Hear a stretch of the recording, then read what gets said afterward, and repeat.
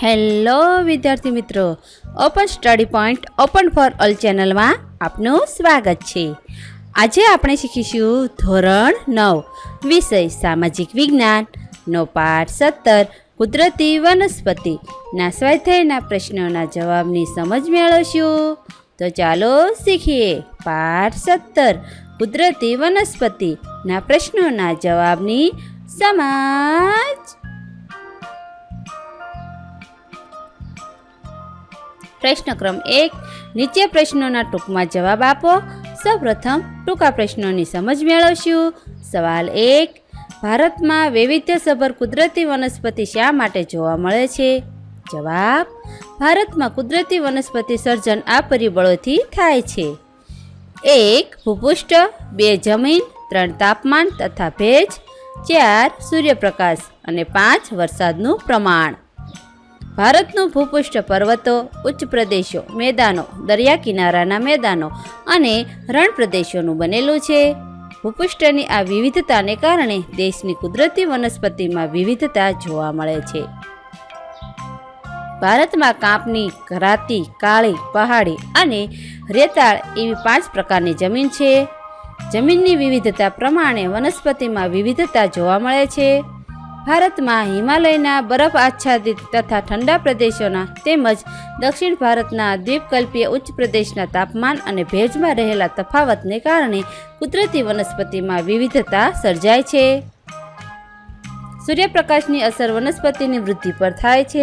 વધુ સૂર્યપ્રકાશ મેળવતા વિસ્તારોમાં વનસ્પતિની વૃદ્ધિ ઝડપી હોય છે, જ્યારે ઓછો સૂર્યપ્રકાશ મેળવતા વિસ્તારોમાં વનસ્પતિની વૃદ્ધિ મંદ હોય છે.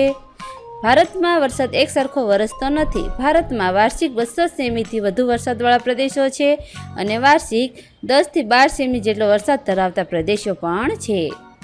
આમ વરસાદના અસમાન વિતરણને કારણે ભારતમાં વનસ્પતિની વિવિધતા જોવા મળે છે. સવાલ 2. જંગલોનું પર્યાવરણીય મહત્વ શું છે?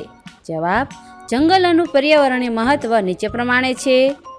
જંગલો વાતાવરણને ઠંડુ રાખી વરસાદ લાવવામાં મદદરૂપ થાય છે. જંગલો વાતાવરણમાં ભેજ પ્રસરાવી આબોહવાને વિષમબંધી અટકાવે છે. જંગલો હવામાંથી કાર્બન ડાયોક્સાઇડ જેવા હાનિકારક વાયુનું શોષણ કરી પ્રાણદાયી ઓક્સિજન વાયુ આપે છે. નદીઓમાં આવતા પૂરને નિયંત્રિત કરવા માટે જંગલો ખૂબ ઉપયોગી છે. તે પવન અને વરસાદથી થતું જમીનનું ધોવાણ અટકાવે છે. તે રણને આગળ વધતું અટકાવી ફળદ્રુપ જમીનોનું રક્ષણ કરે છે. જંગલો ભેજ સંગ્રહી રાખે છે અને ભૂમિગત જળને જાળવી રાખે છે. જંગલો પ્રદૂષણમાં ઘટાડો કરે છે અને પર્યાવરણમાં સમતુલા જાળવી રાખે છે. તે કુદરતી સૌંદર્યમાં વધારો કરે છે. તે હવાને શુદ્ધ રાખે છે. તે વન્ય જીવસૃષ્ટિને કુદરતી રહેઠાણ પૂરું પાડે છે. જંગલો સાહસિક પ્રવાસન પ્રવૃત્તિ માટે આદર્શ ક્ષેત્રો છે. ભારતમાં કેટલાક જંગલો રાષ્ટ્રીય ઉદ્યાન અને અભયારણ્યો માટે આરક્ષિત કરવામાં આવ્યા છે. સવાલ 3. જંગલ વિનાશના કારણો કયા કયા છે? જવાબ: જંગલોનો સૌથી વધુ વિનાશ માનવી કરે છે. જંગલોના વિનાશ માટેના કારણો આ મુજબ છે. દેશનો વસ્તી વધારો, ઉદ્યોગોને શહેરોના રહેણાંક વિસ્તારથી દૂર લઈ જવાની નીતિ, શહેરીકરણ અને ઔદ્યોગિકરણ, નવી વસાહતો અને રહેઠાણોનું સ્થાપન, બહુહેતુક યોજનાઓ અને નહેરોનું નિર્માણ, રેલવે, સડકો અને હવાઈ મથકોનું નિર્માણ, ઇમારતો અને બળતણ માટે લાકડા મેળવવાની પ્રવૃત્તિ, ઝૂમ પદ્ધતિની ખેતી, જંગલવાસીઓની ગરીબી, ઇમારતી લાકડાની વધી રહેલી ચોરી, ઉદ્યોગો માટે જંગલ પેદાશોની પ્રાપ્તમાં થઈ રહેલો અવિવેક. આ ઉપરાંત દાવાનળ જંગલ વિનાશનું કારણ છે. સવાલ 4. જંગલ વિનાશની અસરો કઈ કઈ છે? જવાબ: જંગલોના આડેધડ વિનાશથી પ્રદૂષણમાં વધારો થવો, વરસાદના પ્રમાણમાં ઘટાડો થવો, દુષ્કાળ પડવા, ગ્લોબલ વોર્મિંગ, વૈશ્વિક તાપ વૃદ્ધિ થવી, ગ્રીનહાઉસ ઇફેક્ટ, હરિતગૃહ પ્રભાવની સમસ્યા સર્જાવી, રણ વિસ્તારોમાં વધારો થવો, વન્યજીવો નિરાશ્રિત થવા, જમીનનું ધોવાણ થવું, નદીઓમાં પૂર આવવા, કેટલાક વન્ય પ્રાણીઓ લુપ્ત થવા, પ્રાકૃતિક સૌંદર્યનો નાશ થવો વગેરે માઠા પરિણામો આપણા પર્યાવરણને ભોગવવા પડ્યા છે. સવાલ 5. ઉષ્ણકટિબંધીય જંગલોને નિત્ય લીલા જંગલો કહે છે. શા માટે? જવાબ: ઉષ્ણકટિબંધીય વરસાદી જંગલો 12 માસ લીલા રહેતા હોવાથી તેને નિત્ય લીલા જંગલો કહે છે. પ્રશ્ન ક્રમ 2, નીચેના પ્રશ્નોના જવાબ સવિસ્તાર લખો. 1. ભારતના જંગલોના પ્રકાર જણાવો. જવાબ: ઊંચાઈ, જમીન, વરસાદ અને તાપમાનની વિવિધતાના આધારે કુદરતી વનસ્પતિને 5 ભાગમાં વહેંચી શકાય.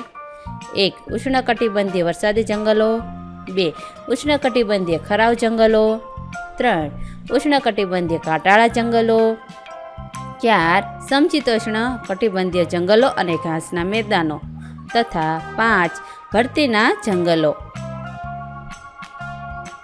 હવે એની સવિસ્તૃત માહિતી લઈએ. 1. ઉષ્ણકટિબંધીય વરસાદી જંગલો. તેનું વિતરણ: ઉષ્ણકટિબંધીય વરસાદી જંગલો ગરમ અને ભેજવાળા પ્રદેશમાં જ્યાં સરેરાશ વાર્ષિક વરસાદ 200 સેમી કરતાં વધુ અને વાર્ષિક સરેરાશ તાપમાન 22 સેલ્સિયસ કરતાં વધુ જોવા મળે છે તે પ્રદેશોમાં આવેલા છે. આ જંગલો ભારતમાં પશ્ચિમ ઘાટના વધુ વરસાદવાળા વિસ્તારોમાં, લક્ષદ્વીપ, અંદમાન નિકોબાર, અસમના ઉપરી વિસ્તારોમાં, તમિલનાડુના તટીય પ્રદેશમાં જોવા મળે છે. વૃક્ષો: અહીં મેહગની, અબનુસ, રોઝવુડ, રબર વગેરે વૃક્ષો જોવા મળે છે.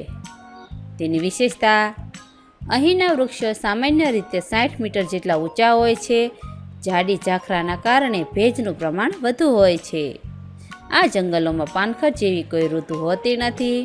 આ જંગલો 12 માસ લીલા રહેતા હોવાથી તેને નિત્ય લીલા જંગલો પણ કહે છે. 2. ઉષ્ણકટિબંધીય ખરાવ જંગલો. તેનું વિતરણ: સામાન્ય રીતે આ જંગલો દેશમાં 70 થી 200 સેમી સુધીનો વરસાદ ધરાવતા પ્રદેશોમાં જોવા મળે છે.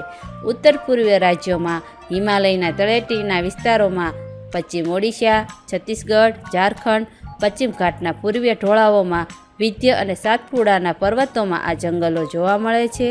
ભારતમાં આ જંગલોનું પ્રમાણ વધુ છે. તેના વૃક્ષો: અહીં સાગ, સાલ, સીસમ, ચંદન, ખેર, વાંસ વગેરે વૃક્ષો જોવા મળે છે. તેની વિશેષતા: અહીંના વૃક્ષોની મુખ્ય વિશેષતા એ છે કે પાનખર ઋતુમાં વૃક્ષો 6 થી 8 અઠવાડિયા દરમિયાન પોતાના પાંદડા ખેરવી નાખે છે. દરેક પ્રજાતિના વૃક્ષોને પાન ખેરવી નાખવાનો ચોક્કસ સમય હોય છે, જેથી જંગલો કોઈ ચોક્કસ સમય દરમિયાન પાન વિનાના હોતા નથી. આ જંગલો મોસમ પ્રમાણે પાન ખેરવતા હોવાથી તેને મોસમી જંગલો પણ કહે છે. 3. ઉષ્ણકટિબંધીય કાંટાળા જંગલો. તેનું વિતરણ: સામાન્ય રીતે આ જંગલો 70 સેમી કરતાં ઓછા વરસાદવાળા વિસ્તારમાં જોવા મળે છે. આ પ્રકારના જંગલો ભારતમાં ઉત્તર પશ્ચિમ વિસ્તારોમાં, ગુજરાત, રાજસ્થાન, મધ્યપ્રદેશ, ઉત્તર પ્રદેશ વગેરે વિસ્તારોમાં આવેલા છે. તેના વૃક્ષો: અહીં બોરડી, બાવળ, થોર, ખીજડો વગેરે જેવા વૃક્ષો થાય છે. એની વિશેષતા: અહીંના વૃક્ષો અને છોડના મૂળ લાંબા, ઊંડા અને ચારે તરફ ફેલાયેલા હોય છે. પર્ણ નાના હોય છે, જેથી બાષ્પ નિષ્કાશનની પ્રક્રિયા ધીમી રહે. અહીં વૃક્ષો છૂટા છવાયા આવેલા છે. 4. સમશીતોષ્ણ કટિબંધીય જંગલો અને ઘાસના મેદાનો. શંકુદ્રુમ જંગલોની મુખ્ય વિશેષતા એ છે કે અહીં શંકુ આકારના વૃક્ષો હોય છે, જેની ડાળીઓ જમીન તરફ ઢળતી હોય છે, જેથી હિમવર્ષાના કારણે વૃક્ષો પર પડતો બરફ જમીન પર સરકી જાય છે. વૃક્ષોના પાન લાંબા, અણીદાર અને ચીકાશવાળા હોય છે.